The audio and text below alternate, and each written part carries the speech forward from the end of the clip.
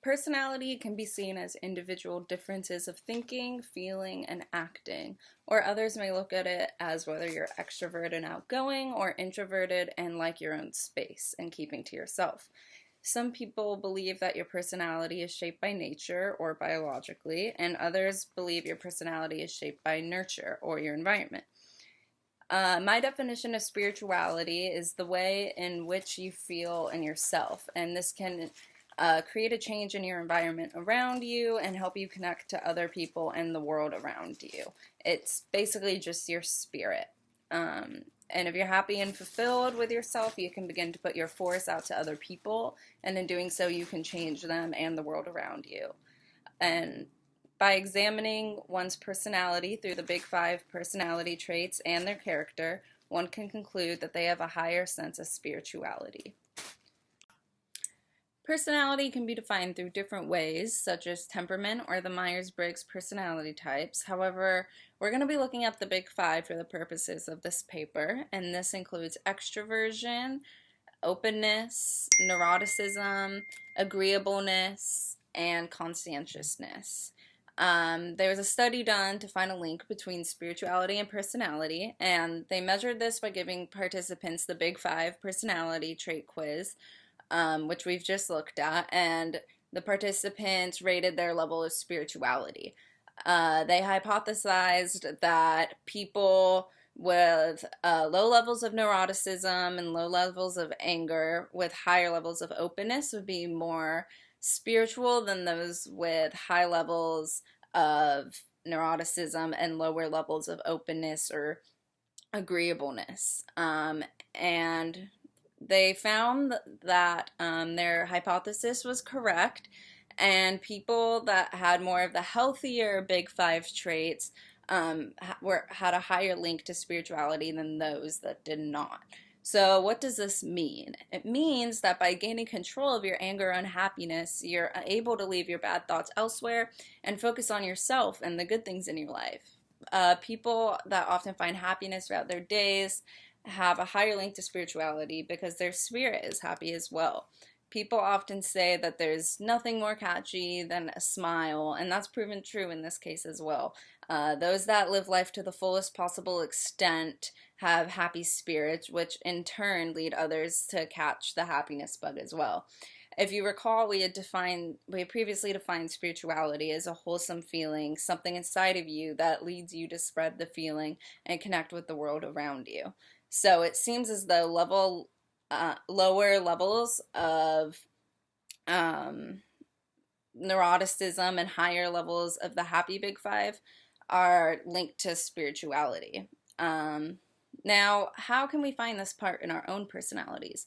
Well, there's the whole nature versus nurture part, and temperament is linked more towards nature as it's defined through predetermined traits, while character is considered more nurture, as it's how we develop as individuals and how we choose to live our lives and how we grow through our experiences.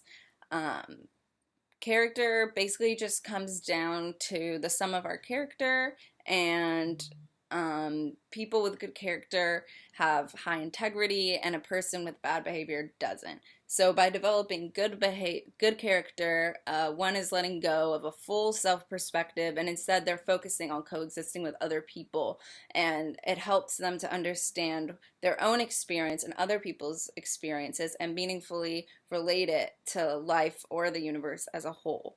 So in this sense, your personality or your developed character connects you to a sense of spirituality, as I define spirituality as a connection to the self and the world around you.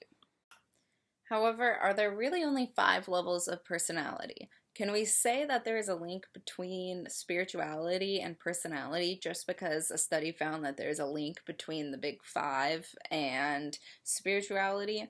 As Aristotle once stated, our society tends to push us to choose extremes. This means that there's often no room for middle ground.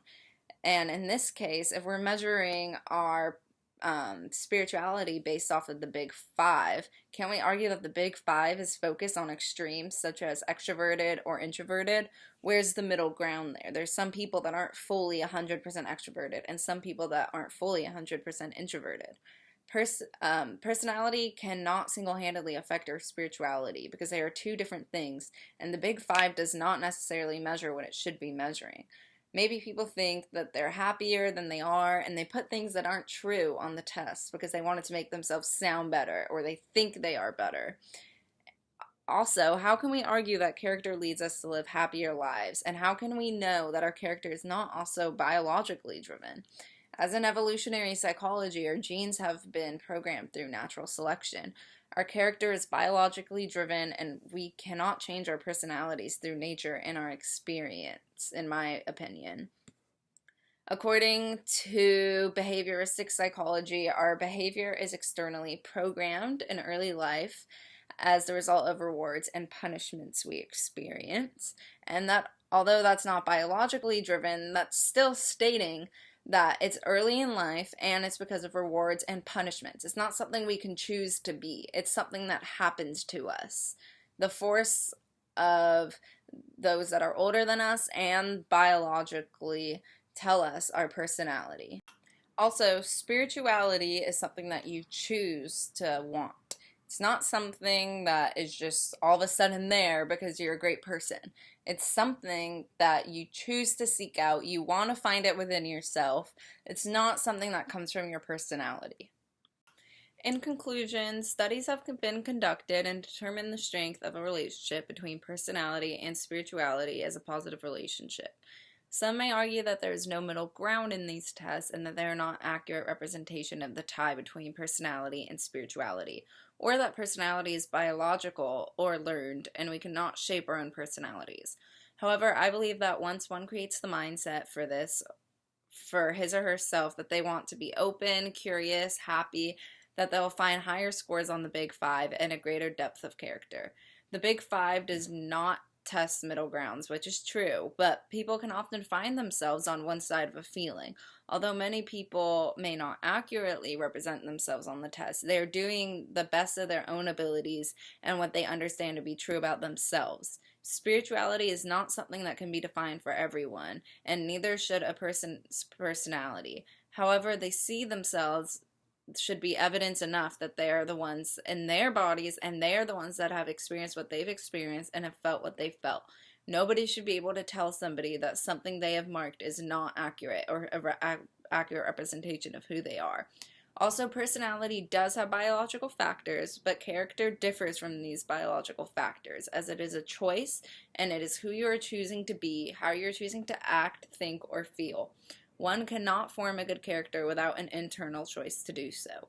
Personality and spirituality are linked because to find a deeper sense of self and to help others find that sense as well comes from a choice to want to change who you are into being a more open, curious, and happy person.